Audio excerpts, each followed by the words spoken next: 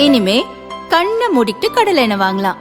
ஏன்னா மந்த்ரா கடலை எண்ணெய் இதயத்தின் தயாரிப்பு. வறுக்க பொரிக்க ஏன் எல்லா சமையலுக்கும் மந்த்ரா தான். மந்த்ரா கடலை எண்ணெய், அபார ருசி, ஆரோக்கியமான உடல் நலம்.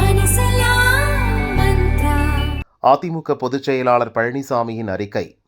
தேர்தலுக்கு பிந்தைய கருத்து கணிப்புகள் என்ற பெயரில் பொய்த் தகவல்களை பரப்பி மக்களையும் கட்சியினரையும் திசை திருப்பும் வேலையை தில்லுமுள்ளு கட்சி செய்து வருகிறது. திமுக பித்தலாட்டம் ஒருபோதும் ஈடுபடாது. அந்த முடிவுகளை கண்டு கலங்க தேவையில்லை. கருத்து கணிப்புகள் அப்படியே நடந்ததாக வரலாறு கிடையாது. 2011 கூட திமுக ஆட்சி தொடரும் என்றுதான் கருத்து கணிப்புகள் தெரிவித்தன.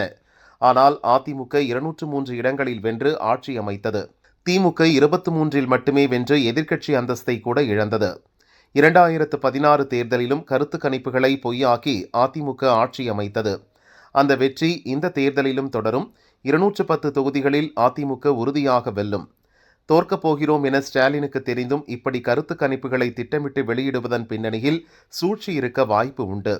திமுக வெல்லப் போகிறது என்ற மாயபிம்பத்தை உருவாக்கி ஓட்டு எண்ணிக்கையின் போது தில்லுமுள்ளு செய்வதற்கும் கலவரம் செய்து குழப்பத்தை உருவாக்குவதற்கும் திமுகவினர் முயற்சி செய்வார்கள்.